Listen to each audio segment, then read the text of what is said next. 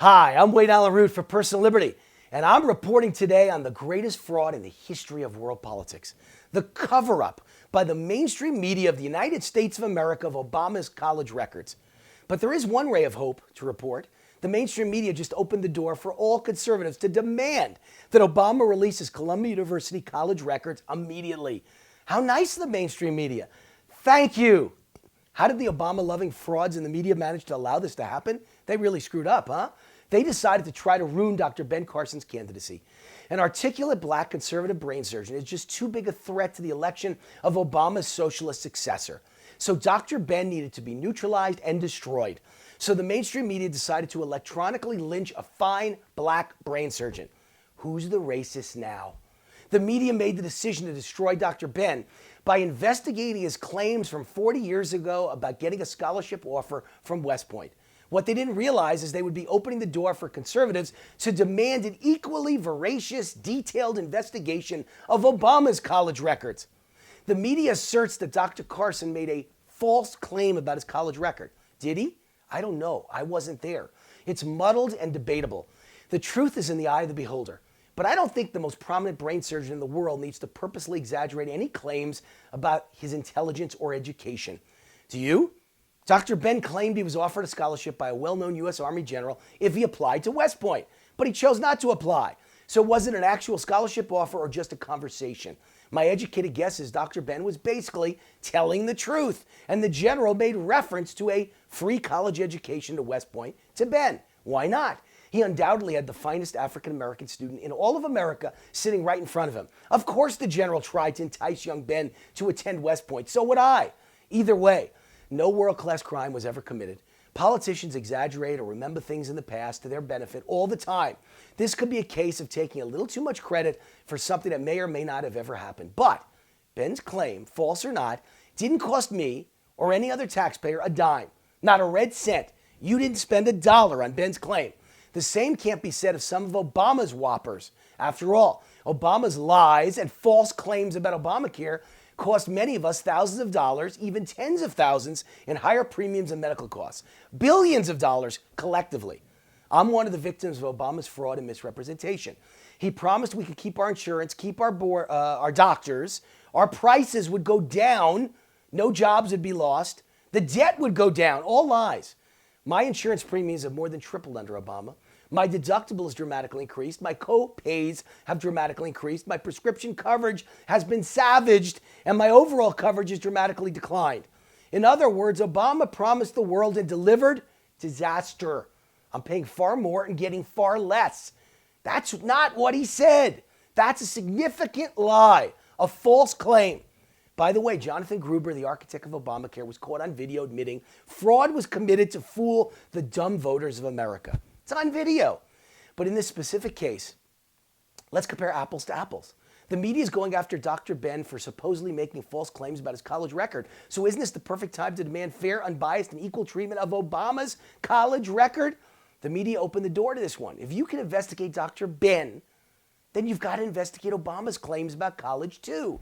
Here's the perfect apples to apples analogy.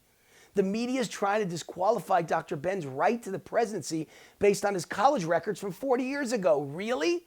How come they never checked Obama's records? How come Obama's Columbia records are still sealed 7 years into his presidency? When I mention them for 7 years, they always said it has nothing to do with his presidency. Why was the media so anxious to call West Point to verify Dr. Ben's claims, but they never call Columbia to verify Obama's claims? Why are these two men being treated so differently? If claims about college from 40 years ago are important for Ben, why not Obama? Did Obama make false claims about his college experience? No one could prove it yet because his college records are sealed. Why? What is Obama hiding? If it matters for Ben, why doesn't it matter for Obama? Are you listening, media? It's time to demand that Obama release his Columbia college records. Ben's incident has triggered this obvious need. Fair is fair. If what a young man claims happened at college many years ago is important for Ben, then it's important for Obama too. What's good for the goose is good for the gander. I happened to graduate Columbia University on the same day as Barack Hussein Obama in June of 1983. We were not only in the same graduating class, according to Obama, we had the same major and we were both pre-law. I thought I knew every classmate at Columbia's political science department. If not everyone, I knew darn close to everyone, yet I never met Obama, never saw him, never heard of him. I've said this for 8 years, a year before he was elected to the presidency. 2 years ago, I attended my Columbia College 30th class reunion, intent to prove Obama's existence at Columbia. I grabbed dozens of classmates and popped the question, did you ever meet or see Obama at Columbia? I couldn't find one classmate who claims to ever have met Obama at Columbia. But I wasn't done. I wanted to be sure, so I tracked down Professor Henry Graff, perhaps the most honored professor in Columbia history. And ironically, Graff was also Columbia's, get this, presidential historian. He knows everything about presidents. I interviewed Graff that same year and reported it right here at Personal Liberty, that Graff never met Obama, never heard of him, never saw him. Professor Graff said it was virtually impossible to graduate Columbia as a political science major without ever attending his history classes. Yet Graff studied his old records to verify the existence of Obama. And you know what he found? Nothing. Graff even went so far as to ask other Columbia professors. None of them remembered Obama ever being in their classes. All of this is on the record right here at Personal Liberty. Look it up. Obama is the ghost of Columbia. His existence at Columbia was just a rumor. Isn't this an important issue for the media? Something is wrong with Obama's story, yet no one in the mainstream media cares about the possibility Obama might have made false claims about his college record. Yet in Dr. Ben's case, they were chomping at the bit to investigate a casual boast of a one-time meeting with a general. And assuming Obama did attend Columbia University, let's assume he did, but never went to class, which would certainly qualify as a very strange story, but let's assume all that's true. How did a poor student from an average non-Ivy League college, Occidental, ever transfer into Columbia in the first place, when Columbia only accepts a handful of transfers every year? And those few transfers accepted, and I checked on this, are always the best of the best scholars in the nation from the top of their class at Harvard, Yale, or Princeton. Obama didn't meet the standard. Why are Obama's college records sealed? Did they show suspensions for bad behavior? Were his grades terrible? Was he caught using drugs on campus? Would any of this destroy his narrative of an Ivy League boy wonder born to become president of the United States? Here's one more possibility.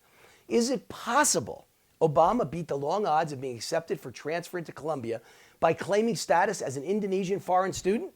When I asked my fellow classmates familiar with the admissions process, all of them thought this was a very likely way to jump ahead of the other applicants. But of course, it would be considered fraud.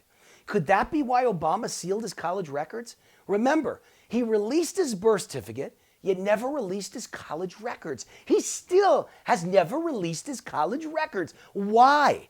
Is it possible critics were looking in the wrong place all along? Is it possible Obama's college records are the weakness in his narrative? We'll never know unless the media investigates and demands access to his Columbia college files. If Obama attended Columbia, ghost or not, he clearly is hiding something from his college records.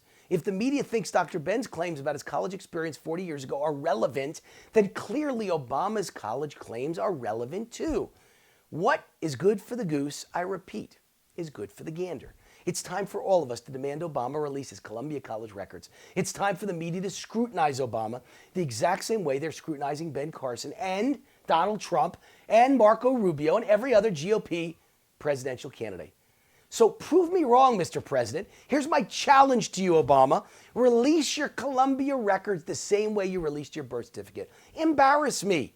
You'll notice I've never mentioned Obama's birth certificate in my life. It's never been my issue. You can't find it anywhere. I've never gone near it. I've never felt he was born outside the USA. I've always believed Obama is an American who pretended to be a foreigner to gain admittance to Columbia. That makes him a fraud. You know what else that makes him? A birther. Obama was the first Obama birther. He was the one who made up the story about Obama being a foreigner. Obama made it up. Ironic, isn't it? I've always believed Obama's big scandal is at Columbia University. It was never the birth certificate. That was always a head fake to distract us. And if I'm wrong, why has Obama never silenced his critics for 7 long years by releasing his college records? Isn't that something significant? Why not embarrass us all and prove how silly we are? But the truth is those records are very damaging to Obama, perhaps even deadly. That's why he will never allow us to set eyes on them. Here's the really important lesson in all of this. Dr. Ben Carson's claims haven't cost us a dime, but Obama's presidency has cost all of us dearly. His lies about Obamacare alone have cost us billions of dollars, but his false claims about Colombia may in fact be the most costly lie in world history. If Obama's entire presidency was built on a lie, on fraud, then it would make every single action, regulation, and tax he imposed null and void, including Obamacare, because they were all committed by a man unqualified to be president, elected based on defrauding the electorate. Trust me, the truth is located in those college records at Columbia University. I'm Wayne Alaroot for Personal Liberty. See you next week. God bless America and save us from the fraud in the White House and all the frauds in the mainstream media participating in the greatest cover-up in the history of world politics. Bye-bye.